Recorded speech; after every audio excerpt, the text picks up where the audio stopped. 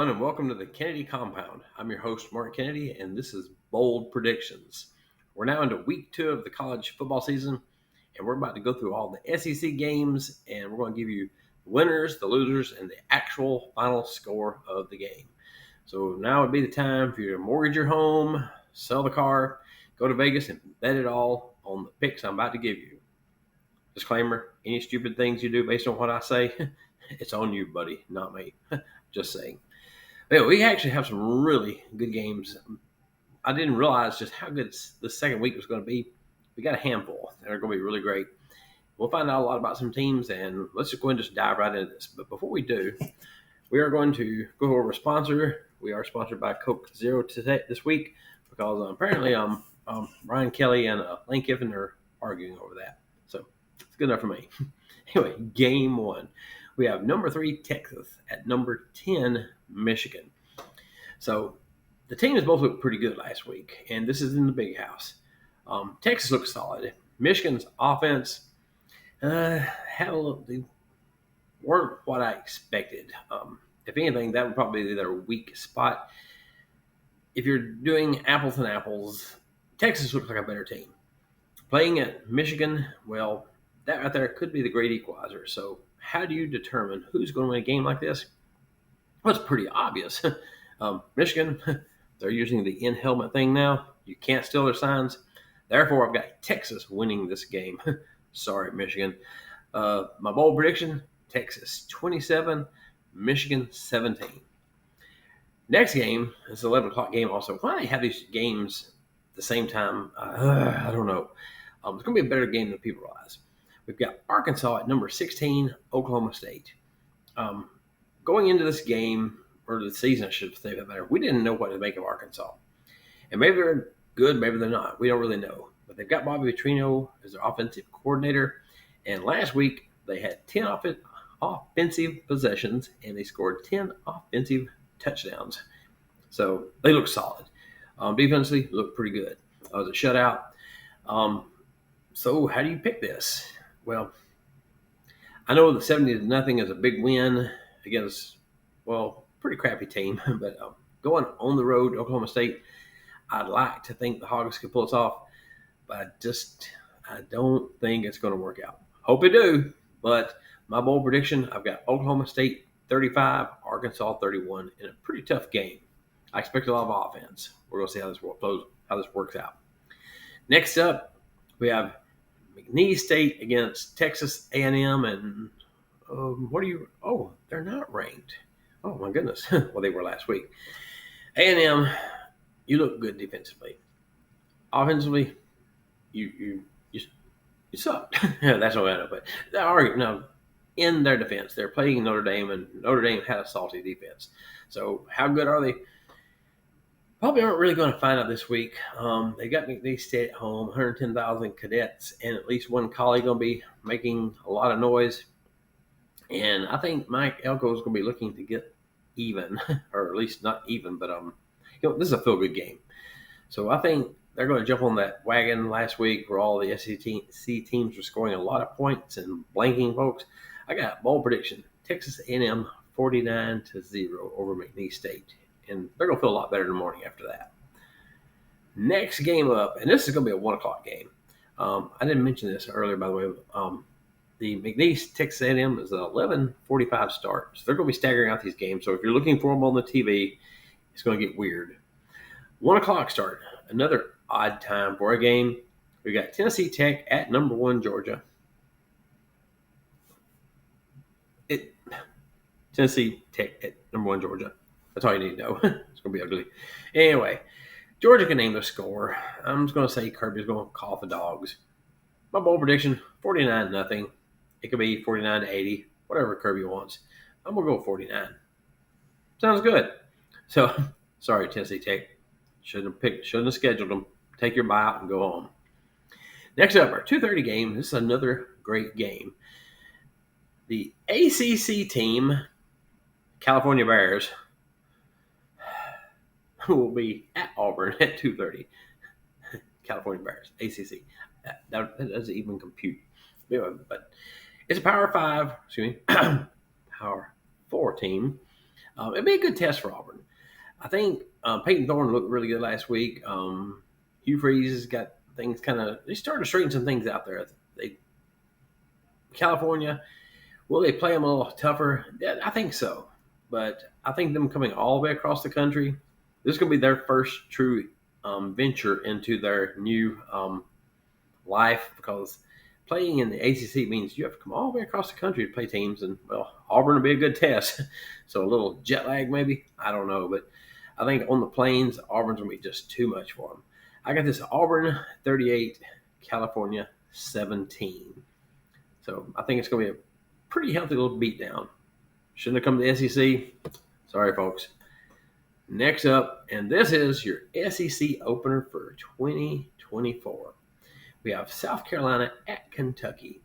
2:30 kickoff. South Carolina struggled to beat Old Dominion last week. It was at home, no less. Now they're on the road at Kentucky. We don't really know exactly how good Kentucky is, because they were beating the daylights of Southern Miss in, I think, like the middle of the third quarter. And the game was called because of weather. It was like 34-0. It was a pretty good beatdown, kind of like this week. So I think it's going to be South Carolina. Maybe you've got something we don't know about. Maybe you're holding back. I don't know what you did. But going to Kentucky to play your SEC opener. This is, by the way, it's the Sunglasses Bowl, in case you didn't know. How I got that name, I'm really not sure. You may want to Google that one. But I've got my bold prediction. Kentucky's going to win 38-17 over the Gamecocks. Next up, Middle Tennessee State at number 6, Ole Miss. Lane Kiffin made a statement last week after the game. They're talking about, some of these teams have been like, well, instead of playing 15-minute quarters, how about some of them are playing 10-minute quarters, because they're blowing teams out. They asked Lane, why didn't you do that? He said, well, the fans paid a lot of money to come see a whole game. And I've got kids on the bench that have worked their tails off to play in a game. So we're going to play 60 minutes and let the everything fall where it falls. Well, Middle Tennessee State, that's what you're coming to. Will they hang another 77 points on somebody? It's possible. Will Middle Tennessee score? Yeah, it's possible. They look pretty good. This is going to be a little tougher game for Ole Miss. It's not going to be anything that's going to just stress them out. But he's already said he's going to work on a running game, which means that when they put 8 people in the box, they're going to throw a 70-yard pass. I got my bold prediction. I got Ole Miss 56, Middle Tennessee 7. It could be worse. We'll find out. I'm being conservative with that pick, by the way. I really, really want to say 63, but I'm going 56 because I'm nice. Maybe I'll call the dogs off. We'll see. Next up, Buffalo at number 9, Missouri. This is a 6 o'clock game. I forgot to tell you, by the way. The Ole Miss game is a 3:15 game. I should have told you that. The times are weird. So when you go looking for these games on TV, it's going to be hard to find them. So your first of your 6 o'clock games, so there's several. Buffalo at number 9, Missouri. Well, that is what it is. Missouri looked pretty tough last week. Defensively looked good. Offensively sound. McNeese State, more of what you saw last week. I mean, just pick your score. What do you want to do? I'm going basically like what I did with Ole Miss. My bold prediction, I've got Missouri 52, Buffalo 6. Could be worse. It just depends on what Missouri decides they want to do. Will they want to pile it on? Will they just want to empty the bench? Maybe want to play 10-minute quarters in the second half? We'll find out. It's not going to be a close game, though. Next up is, as I like to call it, the Bench Jalen Milroe Bowl. It's South Alabama at number 4. South Florida at number 4, Alabama. South Alabama. That's a different game. Last year, I'm getting all this stuff jumbled up because I'm trying to remember everything happened from last year. If you don't remember the game, Saban benched Milroe. They're struggling. And at the half, playing at South Florida, it was 3-3. And Bama looked very pedestrian in that game. That was the wake-up call, because I think Milroe felt like, yeah, I'm the best quarterback. I'm all this like that. And Saban was like, sit on the bench, we'll let somebody else play. And he stuck to his guns, and he made him sit, and he made him watch. And Milroe became a much better quarterback and person because of that. A little humble pie, and he ate it and did exactly what you expect with that situation. So here we are a year later. Milroe has learned from that. He has become a much better quarterback, much stronger quarterback. The whole team is much better. And now, well, now they're in Tuscaloosa. Sorry, folks. Um, this is not a bold prediction. It's not going to be 3-3 at the half. It's going to be ugly. Um, the only saving grace for South Florida is that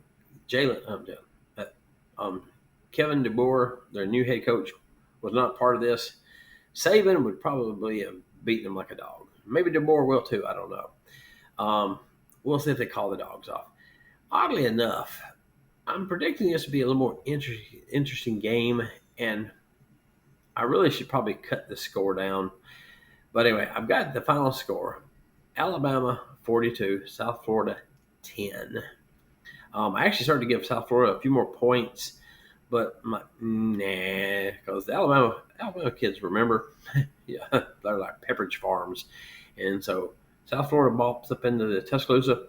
It's going to get ugly. Next up, 6 o'clock game, Samford at Florida. Florida, you looked pathetic. Pathetic last week. And I say it because Florida's got some good players. They got a lot of talent down in Gainesville. Billy Napier, his history says he was a good coach. He hadn't done very well there. I don't know what's going on. Don't know what it is, but the team literally laid down on him against Miami last week. And you hate to see that. Now, you've got your cupcake. Samford's come down. Now, Samford, yeah, they're not just a pushover, but this is a team you should soundly beat. And Florida, I'm giving you another chance. Another chance. This is all you get to. I got a bold prediction: Florida 31, Samford 14. And hopefully, Florida will get a little confidence back and play with some ball. They got maybe, I don't know, maybe Miami was good last week. I don't know. Maybe we'll learn something in this game. Florida, don't let me down again, please. Next up, your 6:30 game. Number 14, Tennessee at number 24, North Carolina State. Now, this should be a good game. This is a couple ranked teams. Tennessee's going there. Nico Lama-Levada or Ramalama Ding Dong. I don't know how you pronounce his last name. I think it's Levada. I don't know. I'll go. Give me about 6 weeks. I'll have it down. Anyway, but their new quarterback looks pretty good. They had hyped him up in the spring and summer. Said he's supposed to be like the next great thing, and he's looked it. He really has. Can he sustain it? He's going on the road in a hostile environment against a good team. So this is actually a really good test. So can Tennessee come out of this? This is one of those games you can lose. You can't lose. The defense looked really, really good for Tennessee last week.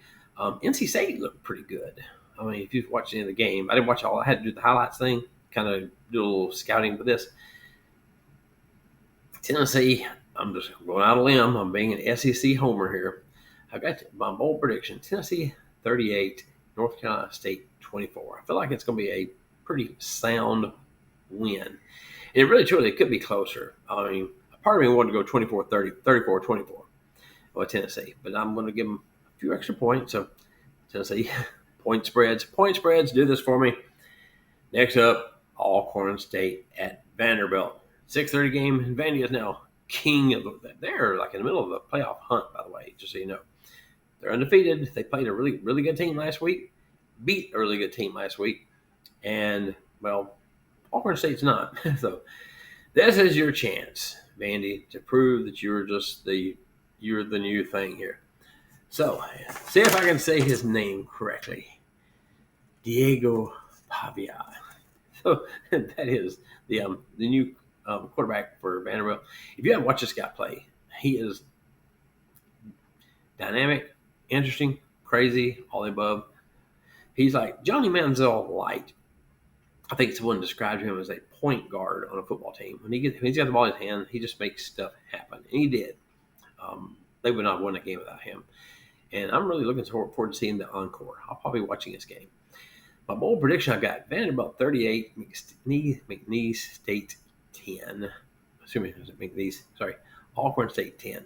I really think that they're going to give them a pretty good beat down. I'm pretty excited about that.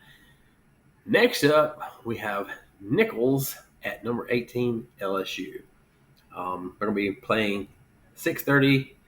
It'll be under the lights, and well, nobody wants to be down there on the bayou under the lights. So, particularly if you're like Nichols, these should be Nichols State. I would rather just Nichols. Maybe I think it'd be quarters or dimes. I don't know. What they're going to be is going to be beat down.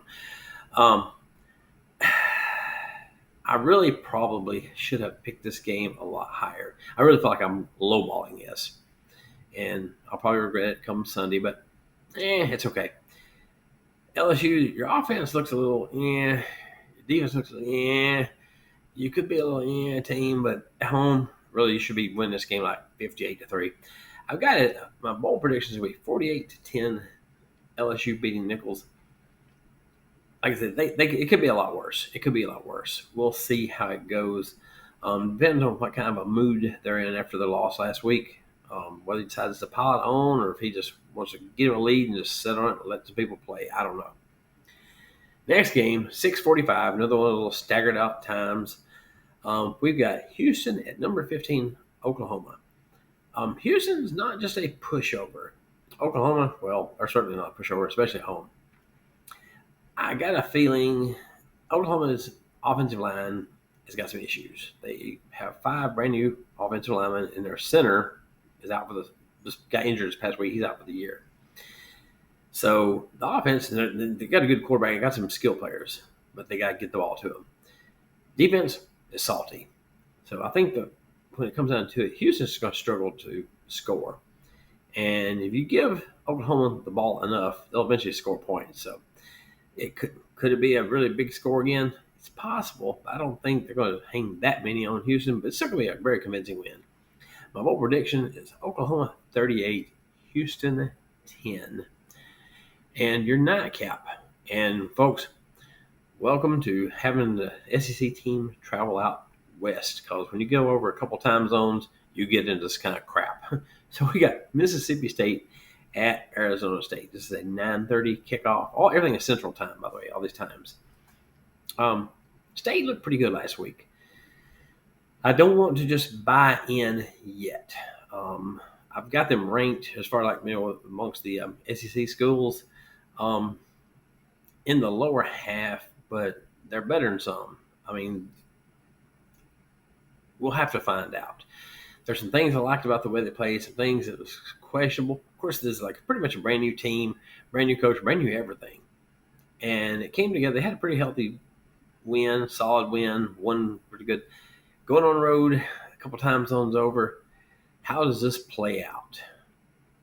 Well, I hate being this way because being an Ole Miss fan, everybody's like, "Yeah, you're a hater." No, I'm not a hater, but I just don't think this is going to play well. And I hope you win. I hope I am so wrong about this. I really do. But I think in a very tight, tough game, the bold prediction is going to be Arizona State 34, Mississippi State 24.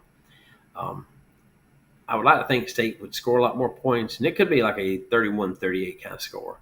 But I'm going with 34-24 as my bold prediction, and we're just going to see where the chips fall.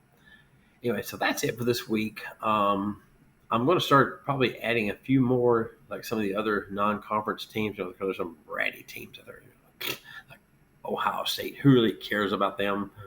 Miami, they're nothing teams. They beat them on Florida. When did you play somebody for real? Anyway, but I'll start adding some other schools on as they start getting some interesting games, and we'll add a little bit more to our bowl predictions as we go. So meanwhile, that's all I've got for this week. Like I said, if you want to bet the farm on it, you're on your own, but I feel like overall, if I had to make any kind of a statement about these bowl predictions, some of the ones where we got some cupcakes, the SEC teams could probably score a little higher, but we'll see. I'm going to stick with my guns here. All right, folks, that's all I got. We'll catch y'all next week, and until then, we'll see you.